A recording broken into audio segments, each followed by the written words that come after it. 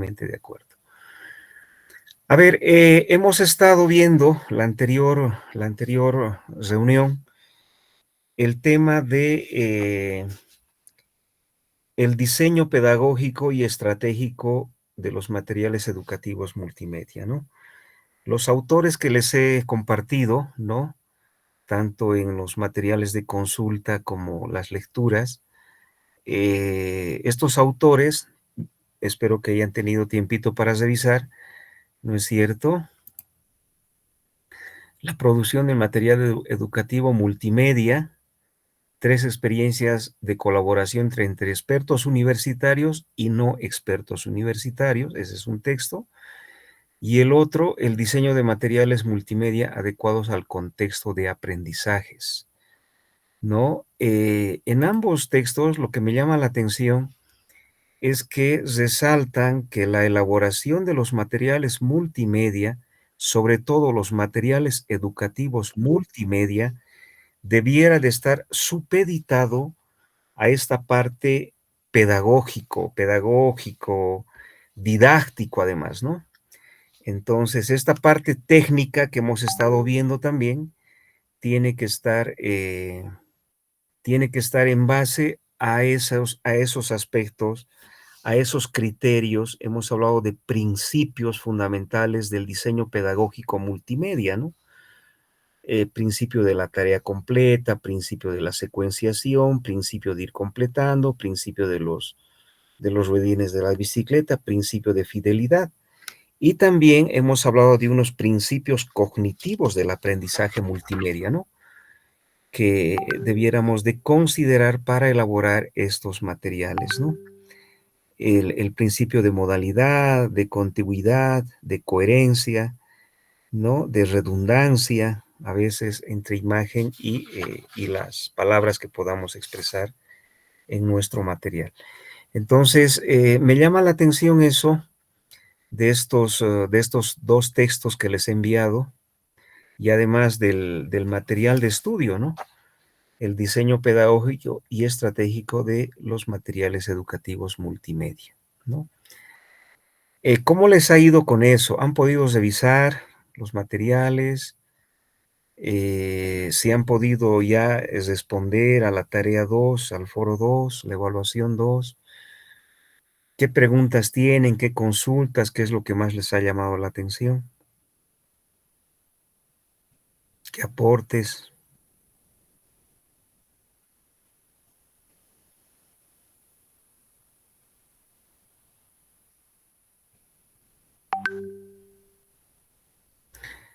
Vamos a ver este material que también les he compartido, que de alguna manera está ligado a esto que hemos estado señalando, ¿no?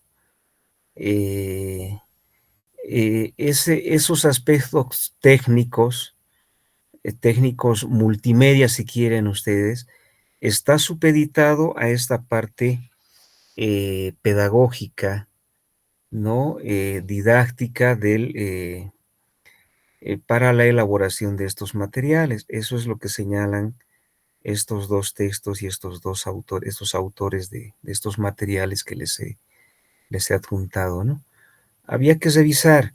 Me llama también la atención, y quizá ustedes tengan criterios similares o próximos a esto que señala uno de los textos, ¿no? La producción de material educativo multimedia desde experiencias, ¿no? Experiencias de académicos y experiencias de no académicos.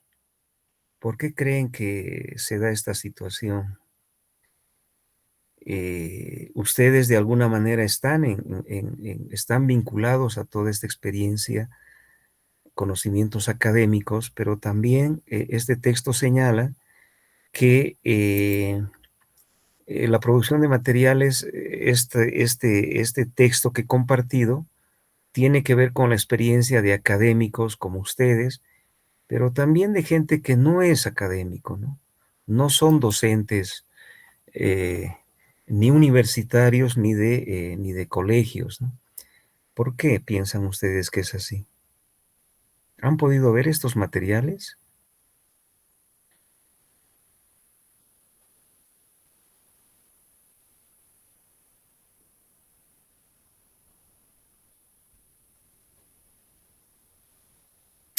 Voy a compartir un video que he compartido en la anterior clase, que quizás sea el inicio de esto que hemos visto la anterior clase y empecemos a ver esto de la redacción ahora, redacción académica y estilo, ¿no? De, de los materiales, de la producción de los materiales educativos. Voy a compartir este material que habíamos compartido en la anterior clase y quizás nos recuerde ahora que hemos visto varias cositas y quizás estamos Ideas generales para el diseño y desarrollo de... con los trabajos, ¿no? Entonces, creo que tiene varios elementos que nos pueden, que pueden complementar a esto que estamos hablando, que estamos viendo y a los textos también que he compartido con ustedes. Está aquí.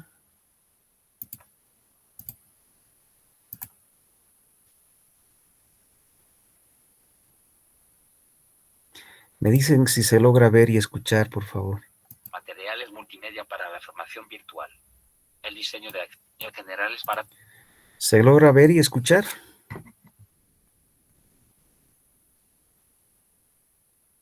Sí, doctor. Ahí va, entonces vamos a escuchar esto. Está vinculado a esto que estamos comentando y quizá a esa tarea, foro y evaluación última que estamos haciendo, la segunda. El diseño y desarrollo de materiales multimedia para la formación virtual. El diseño de acciones formativas multimedia para ser soportadas en la red deben de guiarse por una serie de principios generales. Cuanto menos más. Con el principio cuanto menos más lo que indica es que el material debe contener los elementos necesarios para el desarrollo de la acción educativa. Se debe evitar la incorporación de elementos innecesarios que, por ejemplo, por hacerla visualmente más atractiva, haga excesivamente lenta la descarga de información desde la red o que nos lleve a centrarnos en los elementos accesorios olvidando lo trascendental de la acción formativa. Este principio debe también entenderse desde el punto de vista conceptual y ubicar en el entorno formativo e informativo los núcleos semánticos informativos más significativos. Hay que dejar para las zonas de profundización y extensión las informaciones adicionales. Esto se hace necesario si tenemos en cuenta que el trabajo delante de un monitor supone un cansancio y una fatiga visual considerables.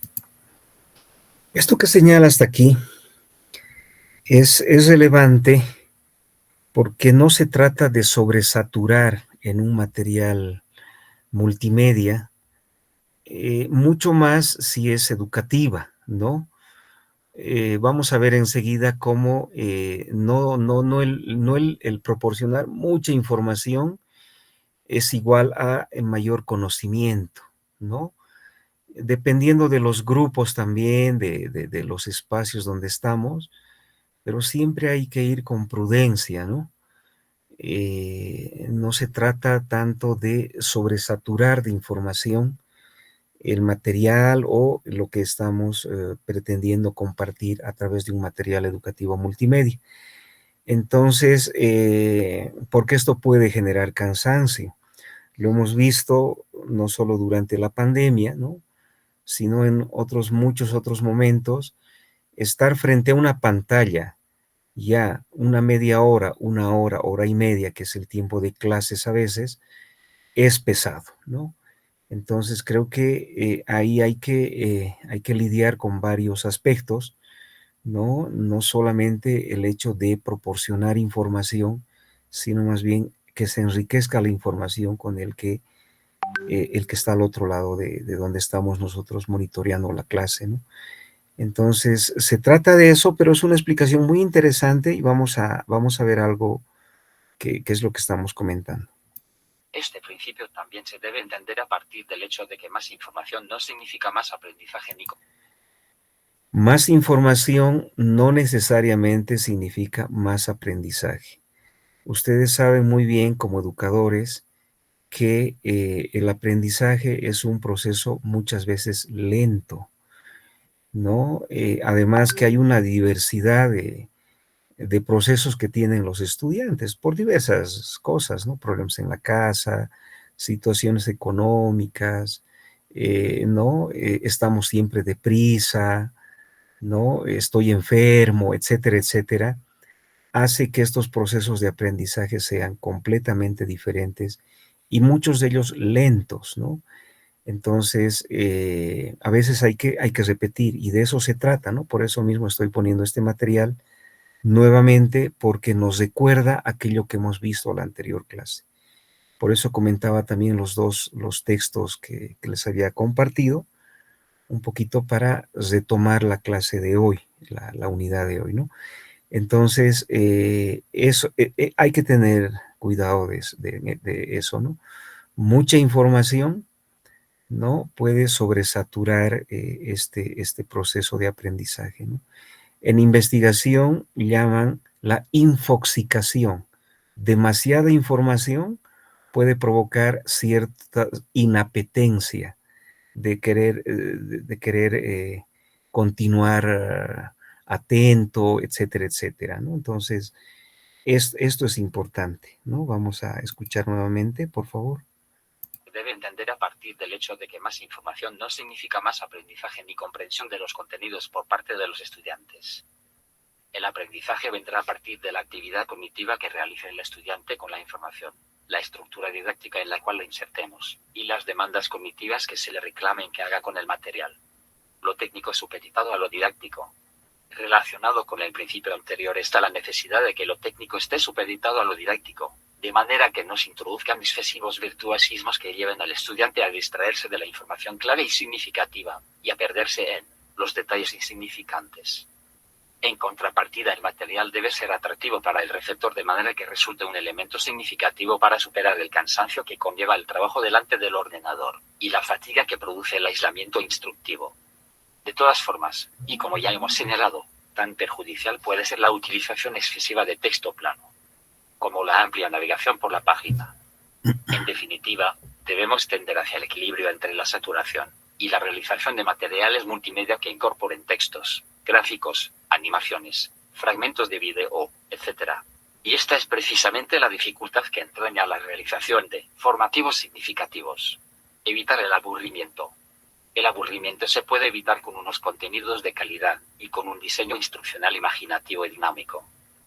Ello lo conseguiremos percibiendo el entorno de teleformación de manera global e incorporando diferentes elementos que ayuden al usuario en el desplazamiento a través del mismo, así como a respetar siempre dos principios a la hora de efectuar el diseño: simplicidad y coherencia de la información presentada. Legibilidad contra irritabilidad. La facilidad con que se percibe y se capta la información por el usuario es uno de los elementos más significativos que se deben contemplar en el diseño de contenidos formativos para la formación virtual. Fíjense que hemos estado también comentando en las anteriores unidades aquello que siempre se nos ha repetido, ¿no? Muchos aprenden o muchos son mucho más accesibles al aprendizaje a través de la lectura y la explicación, ¿no? Y otros más bien su aprendizaje lo basan en la imagen, en lo visual, ¿no? Y algunos en el manejo, en la manipulación, en el hacer, ¿no? Además, sumado a eso, esta realidad, creo que a través de un material educativo multimedia, la pretensión siempre debe ser satisfacer a toda esta población, ¿no? Quienes aprenden leyendo, escuchando, quienes aprenden viendo y quienes aprenden haciendo.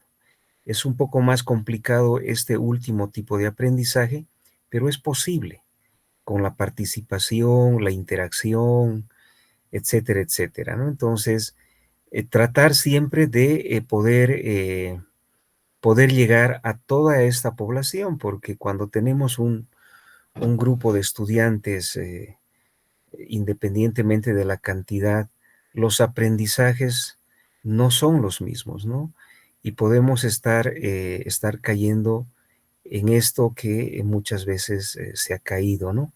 Simplemente pensar en aquellos que aprenden escuchando y leyendo, ¿no? Como en este momento, pero algunos aprenden con la imagen, con lo visual, y a lo mejor algunos interactuando, respondiendo, haciendo prácticas, etcétera, etcétera, ¿no? Entonces, siempre tratar de ver eso, sin duda que lleva mucho más tiempo, pero es mucho más rico al momento de evaluar los aprendizajes, ¿no?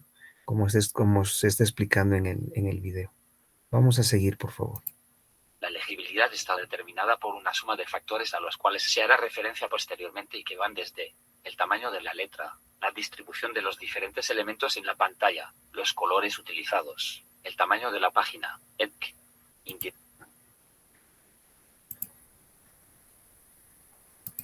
los detalles insignificantes. En contrapartida, el material debe ser atractivo para el receptor de manera que resulte un elemento significativo para superar el cansancio que conlleva el trabajo delante del ordenador y la fatiga que produce el aislamiento. En definitiva, debemos tender hacia el equilibrio plano, como la amplia navegación por la página.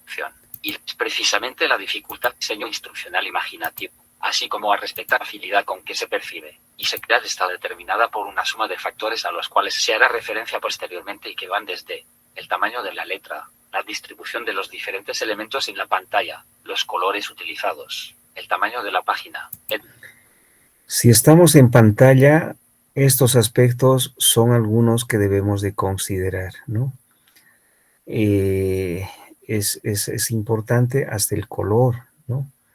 Un color demasiado intenso puede estar ocasionando dificultades de atención, ¿no? El tamaño de la letra, el tipo de letra. Hay letras que son poco legibles también, ¿no? Entonces creo que es bueno siempre alternar, revisar. Hemos hablado de evaluar también esto, ¿no?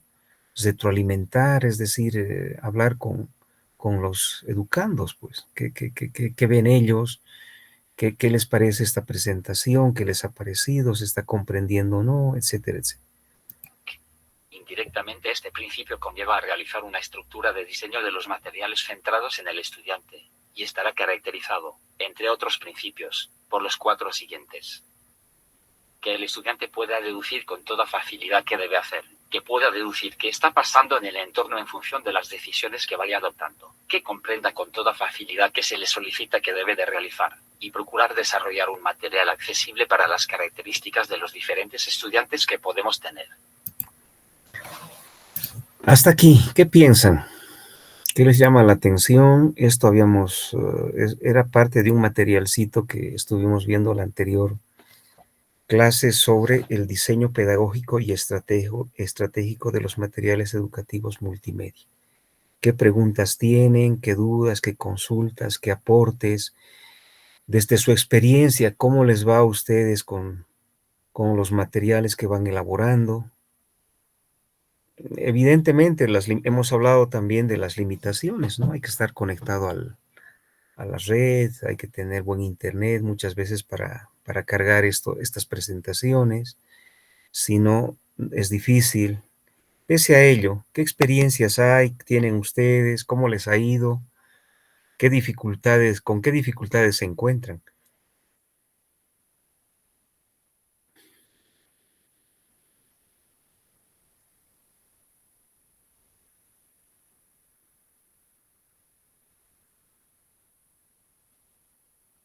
Hola, hola.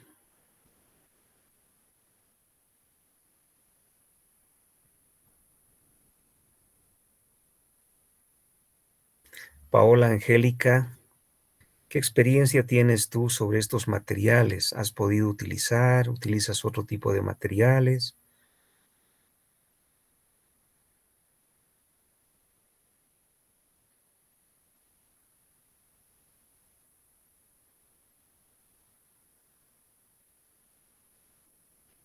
¿Alguien que desee compartirnos su experiencia?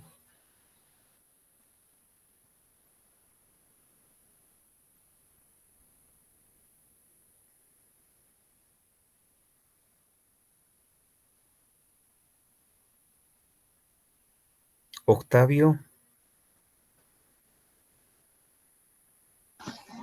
Doctor, ¿algunas eh, experiencias sobre este elaboración de materiales, presentación con estudiantes has tenido, Octavio? ¿Cómo te ha ido? buenas noches, doctor. Buenas noches, colegas. Sí, bueno, hemos empezado a utilizar estas herramientas un poco a partir desde la pandemia, ¿no? O sea, bueno, inicialmente, más antes se utilizaba pizarra, o sea, clases magistrales, ¿no? Y algunos diapositivas. Eh, por lo menos desde mi punto de vista, o sea, a partir de la pandemia, sí, los estudiantes cuando ah, mm, trabajamos solamente con nuestro material, o sea, muchas veces, muchos colegas algunas veces tenemos dificultad de hacer diseño de videos y tenemos que acudir de alguna manera, como el que está haciendo usted, acudiendo a otros videos, y eso de alguna manera me ha permitido, digamos, eh, transmitir como más o menos quería, ¿no? Las clases. Entonces, bueno, seguramente me faltan algunas herramientas para poder mejorar esas presentaciones, porque sí me doy cuenta que muchas veces los estudiantes se distraen muy rápido porque, bueno, están, como están también con acceso a la tecnología y, bueno, se dedican a otras cosas. Nada más, doctor. Gracias, Octavio. Gracias. ¿Qué dicen el resto?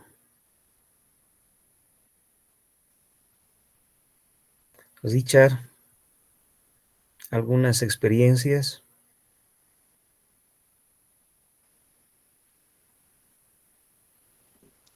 Buenas noches, profesor. Bueno, lo que he podido ver en el área de ingeniería, unas carreras de ingeniería, es que muchos de los estudiantes tienen una mayor preferencia por la parte práctica, ¿no? Cuando Mm, se les trata de evaluar conceptos, definiciones o teorías, ¿no?, que puedan describir algún tipo de metodología, tienen problemas, ¿no? Entonces llega un momento en el cual los estudiantes piden que se les evalúe con ejercicios. Parece que al ser del área de ingeniería, desde que realizamos el preuniversitario y materias básicas, eh, la parte práctica es importante, ¿no? Los ejercicios. Pero cuando ya se les empieza a exigir o de alguna forma que conozcan conceptos, definiciones o algún tipo de método que lo puedan describir, ahí es donde tienen problemas, ¿no? Entonces, hay que adecuarlos también, estos materiales multimedia, para que puedan de alguna forma conjuncionar, ¿no?, la parte teórica, ¿no?, que es importante, pero que también considere la parte práctica, ¿no?, ejercicios, problemas, que les llame la atención, ¿no?, y estos materiales puedan ser interesantes, ¿no?, al momento de desarrollar una clase. Eso sería, mm, profesor. mm. Sí, gracias, Richard. Muy bien. Luis Alberto, ¿algunas experiencias?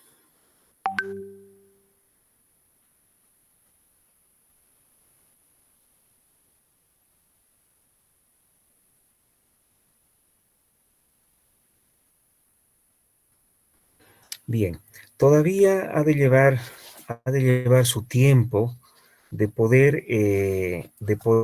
considerar que también la formación académica en pregrado, posgrado, eh, es posible llevarlo de esta manera, ¿no? Todavía se piensa eh, que no es lo mismo, ¿no? No es lo mismo por diversas situaciones, ¿no? Y eso lo saben los estudiantes, tanto en la universidad como en el colegio. Entonces pareciera que no es lo mismo, ¿no? Que quizás hasta por ahí sea eso, evidentemente, pero creo que se trata de cierta cultura también, ¿no? Porque exige mayor independencia, mayor autonomía y mayor disciplina también, ¿no? Un poquito para no dejar de lado lo que tú decías, Richard, esta parte más bien también teórica, no solamente práctica, elaboro tales materiales, tales presentaciones que está muy bien, sino además fundamentar desde la parte teórica, desde autores, ¿no? Entonces creo que ha de llevar todavía su tiempo, ¿no? Caemos muchas veces Yo diría más en esta parte práctica que en la teórica, ¿no? No sé si en la parte teórica, pero pensamos muchas veces que sí hay que hacer ejercicio de ello, que está muy bien, sí hay que hacerlo, pero creo que hay que tener respaldo teórico también, ¿no? Lo que decía Octavio, ¿no? Creo que todavía sigue siendo un desafío. Hoy nos hemos dado cuenta, ¿no? Después de estar en clases virtuales, la pandemia nos ha agarrado en curva. Había que meterse y había que meterse, ¿no? Entonces, eso creo que nos ha obligado a poder manejar diferentes estrategias, plataformas, etcétera, etcétera, ¿no? Hay pues un dato curioso, ¿no? Bolivia antes estaba entre los países que menos internet utiliza, que es, en general sigue siendo, ¿no? No superaba los, no sé si los 20 o 30% de la población a nivel nacional. Después de la pandemia creo que hemos sobrepasado el 50%, ¿no? Todavía es bajo, pero creo que ha habido un aumento considerable. Entonces creo que eso nos puede todavía ir señalando que algo está cambiando y algo puede mejorar también a través de eso, ¿no? Nosotros mismos seguramente, ¿no? Estas plataformas que hoy utilizamos, antes era impensable, antes de la pandemia, ¿no? Aunque ya habían algunos cursos virtuales, ¿no? Pero muy pocos, ¿no? Pero bueno, todavía va a llevar su tiempo agarrar esto, pensar que estoy estoy conectado en línea, pero también eso me exige ciertas responsabilidades, ciertas actividades, lecturas previas, etcétera, etcétera, ¿no? Es todo un proceso en el que yo creo que vamos a entrar en los próximos meses, años también. Bien, a ver, yo quisiera ahora un poquito entrar a esto que hemos estado antecediendo, a la parte de la redacción académica, ¿no? En general, redactar es una de las cosas que a veces nos cuesta, ¿no? Y redactar en este tipo de plataformas, de herramientas, también tiene algunas de sus exigencias, ¿no? Entonces creo que vamos a ver algunos materiales y también voy a explicar, he preparado una presentación sobre esto, ¿no? Sobre los cuidados, las atenciones que debemos tener en la redacción académica y estilo, ¿no? Estilo que cada uno pueda tener o llevar adelante para elaborar estos materiales, ¿no? Teniendo siempre presente la población, obviamente, esto siempre hemos estado señalando, a qué población queremos llegar, ¿no? ¿Cuál es el tipo de población, ¿no? Son más bien adolescentes, jóvenes, adultos, ¿no?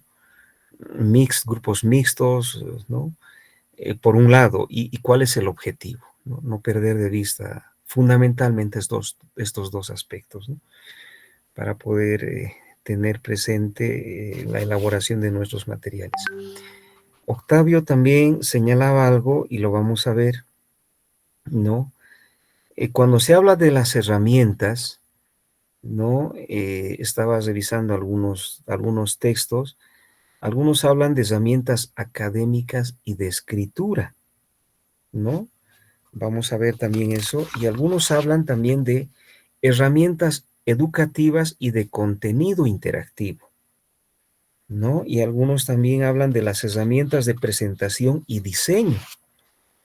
Y algunos también hablan de las herramientas educativas y de gamificación. Entonces, fíjense que hay diferentes tipos de herramienta, ¿no? Yo les pido que podamos ir, si quieren, anotando, aunque la presentación lo van a tener, ya está en la plataforma, la presentación como el documento, el material de estudio, ¿no? Está ahí también, lo van a poder revisar esto que estoy compartiendo. En alguna presentación de tesis que estaba como como relator, no como docente guía, como tutor, sino como relator, me llamó la atención algo, ¿no? Y siempre tengo, por lo que tengo cuidado, ¿no?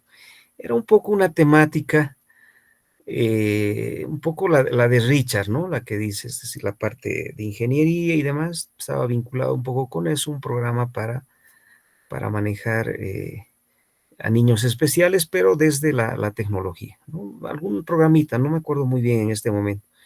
Y miren lo que se observó, ¿no? Y había que considerar y tomar en cuenta. No es lo mismo hablar de herramienta, como es el Grammarly, ¿no? Y hay otras, que hablar de una plataforma. El Moodle es una plataforma, ¿no? El Genially es una herramienta. El Prezi es una herramienta, ¿no? El Nearput es una plataforma, ¿no? Y así cada una de ellas no es lo mismo hablar del Visme como plataforma y como herramienta que es el Canva, ¿no? O el EducaPlay, que es una plataforma, ¿no? O el PowerPoint, que no es ni herramienta ni plataforma, sino que es un programa del software desarrollado por Microsoft, ¿no? Entonces creo que conviene también que eso está en el documento que les he compartido, pero me llamó la atención en una defensa de tesis, porque el docente que estaba, creo que era del área informática, y sabía y decía, usted tiene que diferenciar lo que es una plataforma, lo que es una herramienta, ¿no?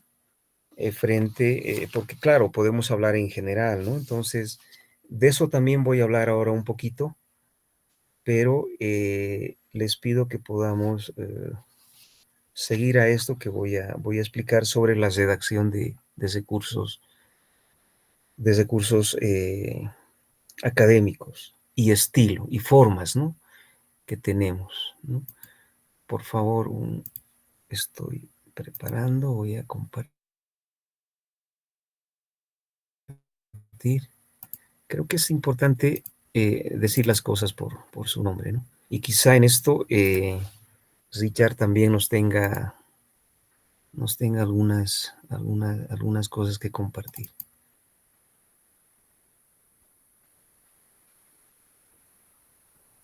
Voy a compartir, estoy preparando el material.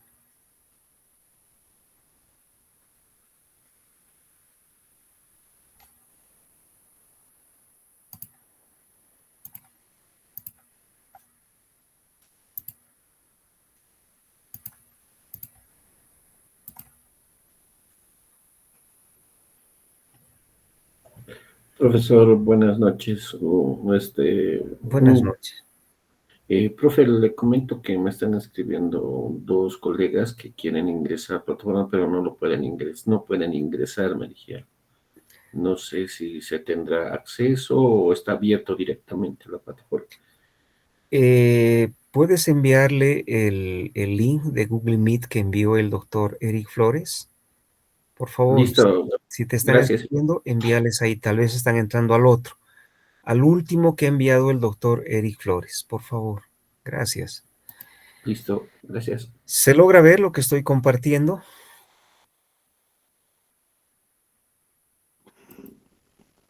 Sí, se puede ver, profesor.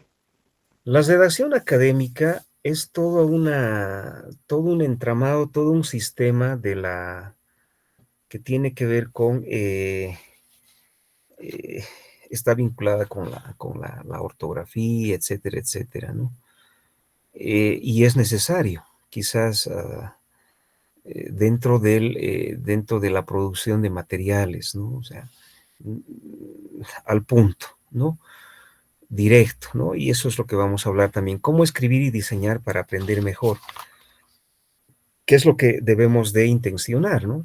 Que los materiales que estamos compartiendo con los estudiantes puedan ser materiales que les significa algo, que les dice algo, que les llama la atención, ¿no? Que agarran esos conocimientos que estamos compartiendo para recrearlos, ¿no? Y creo que ahí, cuanto más directo, más concreto sea nuestra presentación, puede decirles algo, ¿no? Ya la explicación vendrá por el docente, ¿no? La importancia de la redacción y los recursos multimedia en la educación actual, ¿no? Mejorar la comprensión y el aprendizaje significativo. Hemos estado hablando bastante del aprendizaje significativo, esos aprendizajes que con los que cuentan y vienen los estudiantes, y aquello que nosotros estamos compartiendo, que puede decirles mucho frente a esas experiencias que ellos tienen también, ¿no? Entonces creo que es bueno siempre articular estas realidades, ¿no? Aquello que ellos conocen, aquellas experiencias que ellos tienen, pero además aquello que estoy queriendo yo compartir y potenciar estos aprendizajes que ellos tienen. Ese es el objetivo de esto, creo. Principios de la redacción académica, ¿m? Para redactar. ¿No? Tiene que haber una claridad y una precisión, ¿no? Mucho más cuando también se nos señalaba, ¿no? No tanto el proporcionar información extensa, ¿no? Un uso de lenguaje claro y preciso. Evitar ambigüedades, sí, no, será, no será, ¿no? Es, ¿no? Porque lo que estamos compartiendo es relevante, ¿no? Adaptar el lenguaje al nivel del público objetivo, ¿no? Siempre tratar de tener presente que el uso del lenguaje, de las palabras, ¿no? Cuanto más cercanas y sencillas las podamos hacer, es más comprensible y la gente no se está preguntando mucho qué significa, qué quiso decir, etcétera, etcétera. Al punto, con aquella palabra precisa que queremos compartir, ¿no? Evidentemente, está bien tener una diversidad de palabras, de lenguaje, que quizá eso ya se tenga luego que explicar, si el público fuera exigente, ¿no? En este caso. Hay una estructura coherente, organización lógica del contenido, una introducción, un desarrollo y unas conclusiones. Es una estructura básica esta, ¿no? Para cualquier presentación, cualquier material que queremos mostrar, que queremos compartir, ¿no? Aquello que puede ser una parte introductoria, entre introducción y presentación, el desarrollo, el cuerpo o el desarrollo, aquella parte fuerte que queremos mostrar y cuáles son nuestras conclusiones, ¿no? Claras, concretas, ¿no? Facilita la navegación y comprensión del material, ¿no? Es decir, entiendo que hay un principio, hay un medio y hay un final, ¿no? Hay 1, 2, 3. Creo que esto a veces facilita mucho a los estudiantes. Esta forma, un estilo formal y objetivo, ¿no? Hay formas, maneras de presentar, cada uno también tendrá de acuerdo al grupo con el que estamos trabajando, ¿no? Evitar coloquialismos y subjetividades, ¿no? A veces queremos hacer una serie de conversaciones, interrogaciones, ¿no? En el texto, en el material. Eso sí se lo puede hacer, pero fuera de la presentación, ¿no? En la presentación, aspectos muy puntuales, muy concretos, ¿no? Y no dejar abierto aquello que yo pienso, yo quiero, yo siento, ¿no? Estemos compartiendo experiencias, conocimientos concretos, ¿no? Desligado de subjetividades, ¿no? Y para eso tiene que estar asentado con respaldo, ¿no? Con fuentes, con investigaciones, etcétera, etcétera. Respaldar afirmaciones con evidencia. Creo que es bueno tener las fuentes, contar con las fuentes, y hay que revisar documentos, hay que revisar material bibliográfico. En la universidad hay una exigencia que yo comparto mucho, nos piden de los últimos 5 años, ¿no? La bibliografía, los materiales. Podemos alternar también, ¿no? Con algunos materiales clásicos, autores clásicos, que puede ser más de 5 años. Pero creo que hoy el educador, el investigador, debe ser una persona que está revisando material permanentemente, ¿no? Está bien, hemos llevado en la universidad, cuando nos formamos, hemos visto libros antiguos, clásicos, pero hoy día, ¿qué se está debatiendo sobre esta temática? Creo que es importante. Citar adecuadamente las fuentes utilizadas, ¿no? Hay diversas, como las normas APA es una de ellas, es un sistema, pero parecida a normas APA y otras que hemos estado viendo en las universidades, ¿no? Pero hay que citar las fuentes de dónde estamos sacando esa información. Creo que eso es importante, ¿no? Entonces, estos aspectos para el momento